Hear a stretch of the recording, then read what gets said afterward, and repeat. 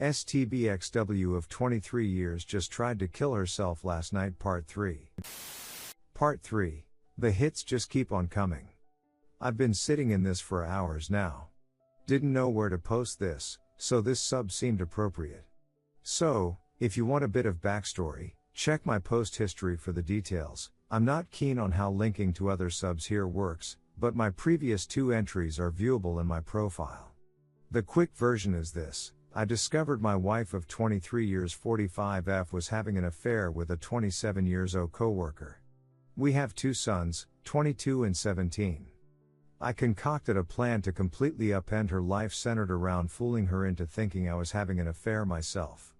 I kept the rows going for over 2 months while compiling evidence of her infidelity as well as securing divorce papers and planning my exit strategy, slowly moving my personal belongings from our home to a new apartment, getting a new phone and number, separating my half of our shared income from our joint account, etc. On December 16, 2020, I gathered every bit of proof of her affair I'd compiled, printed it all out from start to that week, filed it all into 14 binders, packed 11 into gift-wrapped boxes and mailed them all out to the most important people in her life, as well as her HR department with an ETA between 12/22/12/24/20.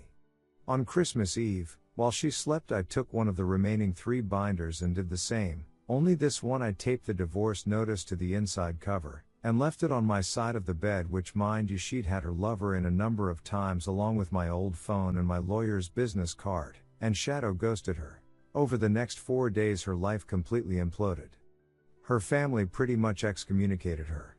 Her friends, the ones who didn't know of the affair, ostracized, and my own mother took her to task, calling her the most scathing and vile things you could possibly think of. Her and her lover were also placed on administrative leave and eventually fired. Last week we had our divorce hearing, and settled on a legal separation into uncontested divorce, with a few provisions in place for transitional income since she's now unemployed. I'm to pay out the price for the utilities, $653 a month, until either she finds gainful employment, or upwards to 1 year after the date of the divorce's finalization, which is expected to be 3 months from now. She keeps the house, her car and her half of the shared assets. I keep my half of the assets, my vehicle's car, motorcycle and boat, and my vacation property cabin in the Poconos. After the hearing, we had one final exchange where she tried to explain away her infidelity and begged me to give her a second chance after the divorce is finalized. I of course said no, gave her some choice words and walked away from her forever. This brings us to last night. As only my closest friends, 2 sons, older sister and mother have my new contact info, and I've completely blocked my STBXW on all social outlets. She has had no means of reaching me since I left her Christmas Eve, but some our mutual friends still do. Last night I'm hanging out in my apartment and I get a voice call notification on Messenger from one of said friends, one of the few who hadn't abandoned her following me outing her affair. She didn't waste any time when I answered, and said she had went to check on Sue the STBXW and found her passed out in the bedroom, foaming out of the fountain with 2 bottles of empty pills next to her. She's in the ICU in critical, but stable condition. The doctors said that she will likely pull through. She's clearly not going to be well after. She begged and pleaded for me to come.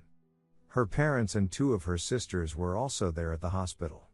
My guess is they were notified after the hospital attempted to notify me, but Sue would still have my old as her emergency contact.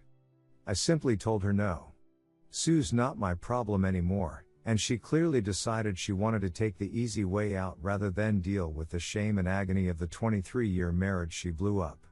I then told her friend that if Sue's family were there, they can help her sort out the pieces, but as far as Sue and I are concerned, there is no Sue and I anymore. I then ended the call. I've had a few hours to sleep on it, and my sons called me this morning asking if I knew. I told them yes, but I also let both of them know that if they want to be there and supportive of their mother, I will not hold it against them or judge them for it. She is their mother after all. But I myself wash my hands of her, and care little to nothing about what she does for or to herself anymore. They were both a little taken back by this, but respected my stance. However, now that the news is broke about her suicide attempt, many of those friends who dropped her are all starting to surface again, and saying I need to be there for her. That even despite what she did to me, I need to support her in her time of need. I've also been informed that her AP tried to visit her this morning, but wasn't allowed because he's not family. I'm getting dogpiled on to go see her, but I feel nothing for this woman anymore. I haven't for a very long time. I checked out during the process of getting my payback for her betrayal, and I stand by the fact that I don't care at all for what she's done. In fact, it makes me hate her even more. She's the one who was unfaithful. She's the one who, though a near year-long fling with a guy 5 years older than her oldest son, was worth destroying 23 years. And now that she has to face the consequences of her choices, she chooses the most selfish way of deal with. Even now, seeing as she's in all likelihood going to survive, she's cultivated immediate sympathy from everyone who took her to task, and I'm being made out to look like the jaded ex-husband unwilling to sympathize for her by most her family, not her dad. He's reached out to me over the last few hours and said he respects my decision to stay away. It's like I never even truly knew this woman. 23 ducking years and it comes to this. Yes, I know the way I broke things off with her may have put her in a poor mental state. But now a whole new can of worms has been opened up because either she had a complete mental breakdown and decided to self-delete herself, or she made an extremely risky and calculated move to cull favor back from people who just weeks prior condemned her for betraying me. She cheated on me, and now she's the ducking victim? Sorry if this comes off as randish, but I'm here trying to wrap my brain around this. I want to be perfectly clear, I am not going to visit Sue. She waived her right to me caring about her well-being the day she let PS, my personal nickname for her lover, put his DCK inside her. This might come off as heartless, because despite the cool, calm, collected way I've been throughout my who ordeal, my feelings are still very much raw, but I don't give a duck about this woman. Haven't for a very long time. I'm aware I'm going to be vilified by a number of folk here. I don't much give a s it. Think of me however you want. If you were in my shoes, you'd see her actions vastly different. Some of you folks are going to go look up my post history and see the story of what I did to her. And you're going to draw the conclusion that her suicide attempt was my fault. That me tormenting her for all of those months, fooling her into thinking I was cheating on her while she actively cheated on me, then destroying her socially and professionally as a result, was the catalyst for her meltdown. Maybe it was. Maybe I am heartless sociopath. But as Arthur Fleck so famously said, you get what you ducking deserve. I gave this woman half of my life and did absolutely everything to be the best possible husband she could ever have. By her own admission, I had no bearing in her decision to step outside of our marriage. She did it for her. Her selfishness knows no bounds, and I am glad to be rid of her. If it makes me the bad guy because I will not go see her and never plan on interacting with her ever again, so be it. I hold true to my damn convictions. She made the choice to betray me. She made the choice to put her needs above the needs of our marriage. So now it's my turn to choose to me over everything else. She can rot in the darkest pit of hell for all I care. Let everyone else help her fix her. My obligation to ever care about her well-being ended the day we signed the separation agreement. I just needed to get this off of my chest. If you're going to cast judgment on me for feeling how I feel, save it. Like I said above, after 23 years and 2 children, I never really knew this woman after all. I have no sympathy for her, and I never will. Let her ducking rot. DR fooled my STBXW into thinking I was cheating for 4 months while she was having a year-long affair with a younger man.